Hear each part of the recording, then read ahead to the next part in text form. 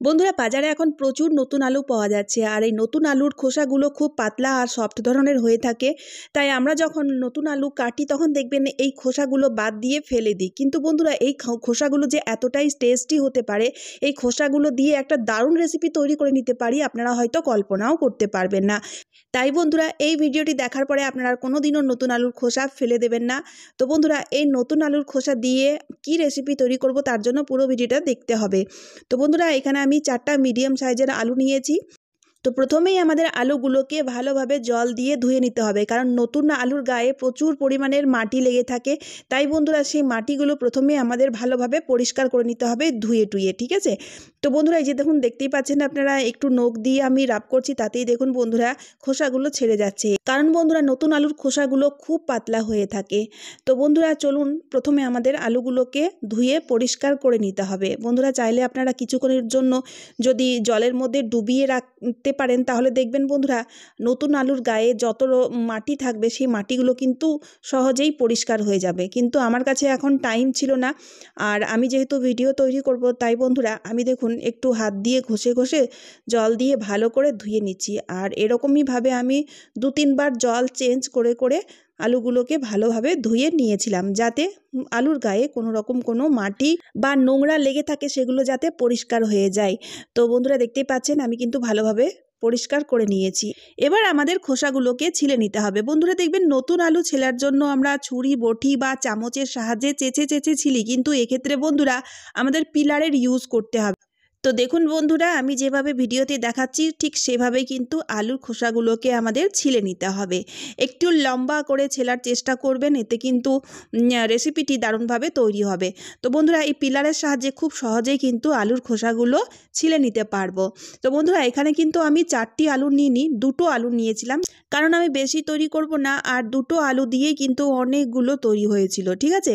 তো বন্ধুরা এখানে একটা কথা বলে রাখি, আলুগুলো ছেলার সময় আপনারা চাইলে একটু মোটা করে ছিলতে পারেন বা পাতলা করেও ছিলতে পারেন, মানে যেটা আপনাদের ভালো লাগে, তবে পাতলা করে ছিললে খেতে একটু বেশি ভালো লাগে। এবার দেখুন বন্ধুরা আলুগুলো যেহেতু ছেলা হয়ে গেছে তাই আমি একটু সাইড করে রাখছি, আর অন্য সাইডে আরেকটা পাত্র নিয়েছি, আর সেই পাত্রের মধ্যে আমি বড় চামচের 2 চামচ মতো বেসন নিয়ে নিলাম, ঠিক আছে। বেসন নেওয়ার পরে একে একে এই বেসনের সাথে আমাদের কয়েকটি উপকরণ মিশাতে হবে। তো বন্ধুরা প্রথমেই আমি এই বেসনের সাথে মিক্স করব কালো জিরা। তো বন্ধুরা কালো জিরা মেশালে না খেতে খুব ভালো লাগে। তারপরে বন্ধুরা নিয়ে নিতে হবে কাঁচা লঙ্কা। তো বন্ধুরা কাঁচা লঙ্কা আমি কুচি কুচি করে দেব না, কাঁচা লঙ্কাগুলোকে থেতো করে দেব, তাই হামানদিস্তার সাহায্যে আমি কাঁচা লঙ্কাগুলোকে থেতো করে নিচ্ছি। বন্ধুরা এইভাবে একবার তৈরি করে দেখবেন, যেভাবে আমি তৈরি করে দেখাচ্ছি, এতে না দারুণ লাগে খেতে।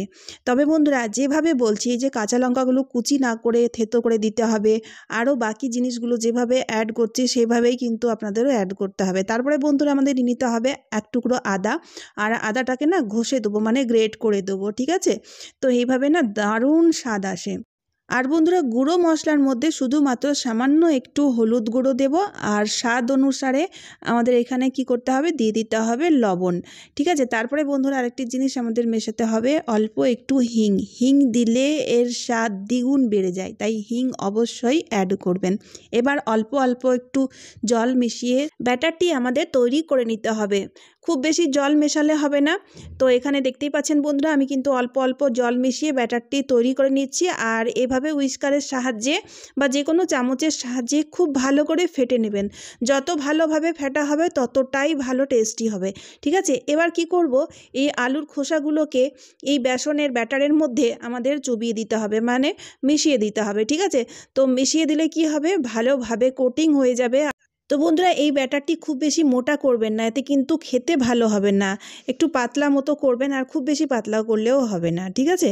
তো বন্ধুরা পুরোপুরিভাবে রেডি হয়ে গেছে। এবার আমাদের ভাজতে হবে। ভাজার জন্য আমি আগে থেকেই কড়াইয়ে তেল গরম করতে বসিয়ে দিয়েছিলাম। এখানে আমি সর্ষের তেলের ইউজ নিচ্ছি ভাজার জন্য, আপনারা চাইলে রিফাইন তেল, সাদা তেলের ইউজও নিয়ে নিতে পারেন। এবার আমি একটা একটা আলুর খোসা দেখুন তেলের মধ্যে ছেড়ে দিচ্ছি।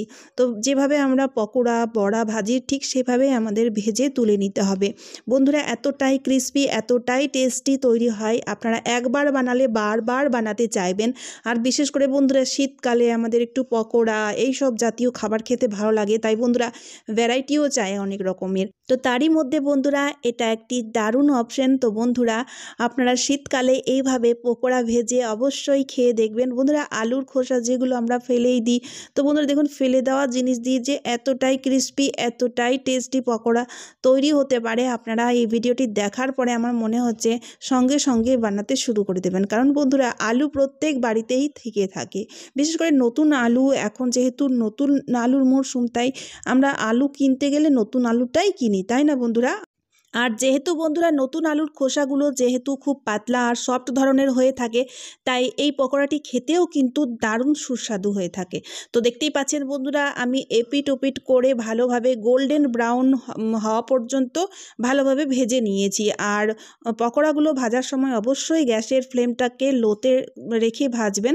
তো বন্ধুরা দেখতেই পাচ্ছেন কত সুন্দর কালারও এসছে, আর সবচেয়ে বড় কথা হচ্ছে খুব ক্রিস্পি হয়ে থাকে আর খুবই টেস্টি হয়ে থাকে। আমি আপনাদের একটা ভেঙে দেখাচ্ছি। এই যে দেখুন বন্ধুরা দেখতেই পাচ্ছেন একদম ভেতর দিয়ে খুব সুন্দর মতো কুক হয়েছে। আর বন্ধুরা খেতেও কিন্তু বারবার বলছি খুব টেস্টি হয়, আপনারা অবশ্যই ট্রাই করে দেখবেন। তো বন্ধুরা পকোড়া তৈরি হয়েছে আর চা হবে না তাই কখনো হতে পারে, বিশেষ করে এই শীতকালে। তাই আমি চা অন্য সাইডে বসিয়ে দিয়েছিলাম, চাও কিন্তু তৈরি হয়ে গেছে। চা আর পকোড়া এখন আমি এনজয় করব। বন্ধুরা শীতকালে যেহেতু বিভিন্ন ধরনের সবজি পাওয়া যায়, তাই সেই সবজির পাতা ডাঁটা বা খোসা দিয়ে আমরা টেস্টি পকোড়া তৈরি করে নিতে পারি। তো বন্ধুরা আগের ভিডিওতে আমি আপনাদের সাথে শেয়ার করেছিলাম ফুলকপির পকোড়া কিভাবে তৈরি করতে হয় আর কতটা টেস্টি হয়ে থাকে। যদি আপনাদের মধ্যে কেউ ট্রাই করে থাকেন অবশ্যই আমাকে কমেন্ট করে জানাবেন ফুলকপির পকোড়া খেতে, মানে ফুলকপির ডাঁটার পকোড়া খেতে কেমন লেগেছিল। তো বন্ধুরা আমি এখানে কিন্তু খেতে বসে গেছি, দারুণ টেস্টি হয়েছিল, অবশ্যই ট্রাই করবেন। তো চলুন বন্ধুরা আজকের মতো এই পর্যন্ত। ভিডিওটি শেয়ার করতে ভুলবেন না, তারই সাথে সাথে চ্যানেলটিকে সাবস্ক্রাইব করে অবশ্যই আমার পাশে থাকবেন। আর আপনারা কে কোথা থেকে আমার ভিডিও দেখছেন অবশ্যই আমাকে সেটাও কমেন্টের মাধ্যমে জানাবেন। তো চলুন বন্ধুরা আবারও দেখা হচ্ছে অন্য কোনো নতুন ভিডিওতে। আপনারা সবাই খুব ভালো আর সুস্থ থাকবেন। টাটা বন্ধুরা।